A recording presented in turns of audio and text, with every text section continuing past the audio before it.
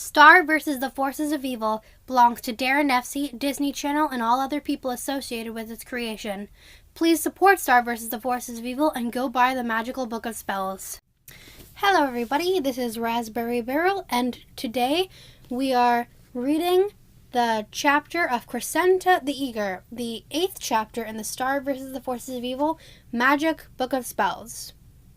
And yes, this is the official Cresenta.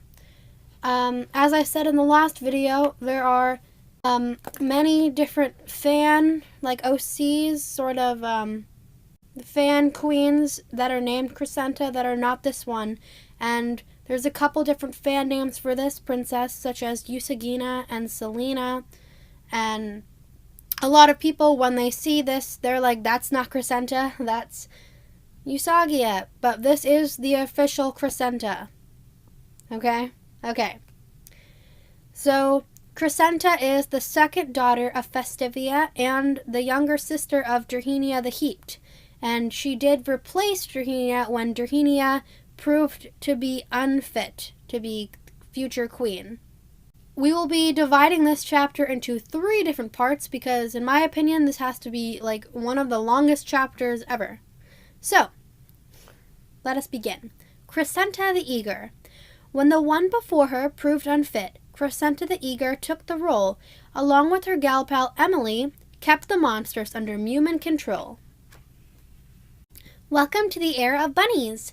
Personally, I find them much more charming than shaded moons. I know my dear, sweet, simple-minded sister Dirhenia is upset, and I feel for her, I truly do. I mean, what a disappointment to be oversparkled by your little sister at just about everything. It must be so hard to be her. The only thing I can say she's better at than me is drawing balls. I'll give her that. Dur draws a great ball. And really, none of this is her fault. I mean, you can't mess with destiny. You can try, but you'll just make yourself miserable. And the thing you are trying to stop from happening will just happen anyway. I'm exceedingly excited to write in the Magical Book of Spells. I also love scrapbooking and plan on pasting some personal photos in here. Me and my big sis, Dirhenia, ages 6 and 3.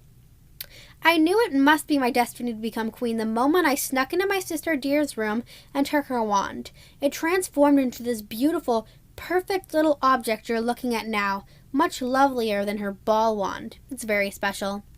Note from Star. I haven't read her chapter yet, but I'm getting weird vibes. Glossric says, personally, I always preferred her sister, the heaped one. Cresenta the Eager. 5 butterfly power. Aroli sign, Hydra. Height, 5'2". Aroli sign, Bunny. Attributes. Strength, 13. Intelligence, 16. Wisdom, 10. Dexterity, 20. Constitution, 4. Constitution, 20. Charisma, 4. The crystal. My crystal is a radiant glowing quartz in the shape of a heart. I'm very big-hearted and wish more than anything to serve my people and help others. The bell. Another pure golden heart surrounding the first with a small pink ruby inside on top. Altogether, my wand has 3 hearts, more than any queen in history. I'm very proud of that fact.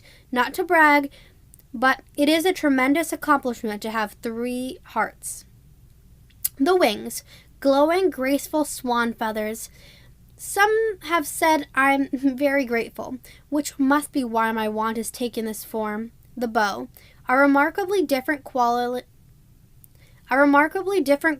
to my wand. It represents my uniqueness. The charger port and wand charger. My wand drinks nothing but the purest pearls taken from the most beautiful clams. The mill horse. I'm very happy to say I have saved my mill horse from my sister. Her name is Chastity, and she's a dream. Heir of the Bunnies, Year 1. Most queens get everything handed to them on a golden platter. Well, not me. I had to work hard to get where I am. As the younger sister, it wasn't a given I'd be queen, even though it was so obvious that Dirhenia wasn't meant to be queen. I hate to say it, but the truth is some people are just shining stars, and others are sad, endless black holes of nothingness. You see, I knew I was special, but I had to prove it. So, one day, I borrowed Dear's wand and started creating spells. I needed to show my mother my true potential. That is how I created the great Levitato spell at age 12. I am one of the youngest princesses ever to have created spells, and I didn't stop there. In the time of exactly one moon cycle, I created 37 spells. I'm pretty sure that's the most spells created by any queen in one moon cycle. So, through a combination of destiny, inherent specialness, and hard work, I will soon be queen. Heir of the Bunnies, Year 2. I have been very busy. Not only have I been creating lots of useful spells, but I have been going to the Magical High Commission meetings with my mom, writing a play, and learning how to play the trumpet. I started the Future Leaders of Muni Club with the other princes and princesses of the minor kingdoms. I also joined the Junior Castle Guard and help keep watch over the castle during the night. I do volunteer work for the poor, and in my spare time, I sew socks for the kingdom's poverty-ridden snakes so they don't freeze in the winter. I know some say I am an overachiever, but I think they're just jealous. You might wonder how one can get so much done in a day. Well, these days, I need very little sleep. I have created a spell that enables you to get 8 hours of rest in just 4 minutes. I used to believe you can't make your days longer, just better, but now I have found a way to make them longer too. This is the kind of brilliant thinking that separates simple-minded monsters from strong human women. And this star here says super, and then it's a star, so it says superstar. Speaking of simple, I saw my sister Deer in the rose garden today hanging out with Chad, just sitting there doing absolutely nothing. Like rocks. I had a purpose in the rose garden. I was with the Muni Junior Gardeners, working tirelessly in the sun to plant petunias. What was Deer doing? Nothing. Just giggling with that dummy Chad. What do they even have to giggle about? Fine, I'll be honest. Sometimes being so special can be isolating. I don't have many people, if any, I can talk to. Everyone my age is so immature. I thought all of my great accomplishments would bring real friends, that people would want to orbit my shining star. It turns out the road to greatness is a lonely one. Heir of the Bunnies, Year 3. Still busy, and things have been going really well, especially in my Future Leaders of Muni Club. I think we have made the most out of our time and achieved so much. For example, we noticed that there was a real problem in the kingdom when Princess Johansson was coming to a meeting and slipped in a pig goat pile of stuff. She didn't care much, but the smell during the meeting was a constant reminder of what a mess our streets are. We had to do something. I drafted some proposed rules right away.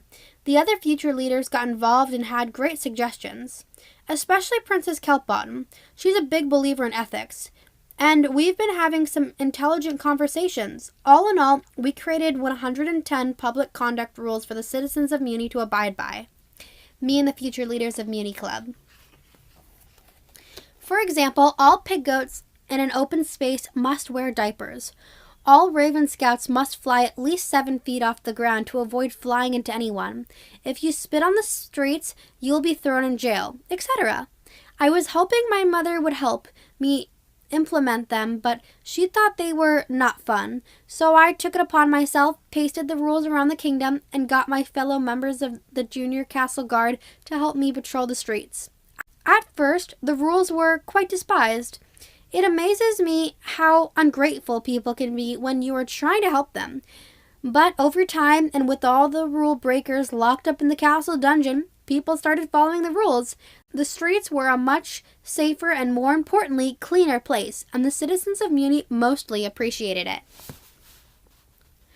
And that's where we're going to stop the chapter for now. I know that didn't maybe seem like much, but it is good for now.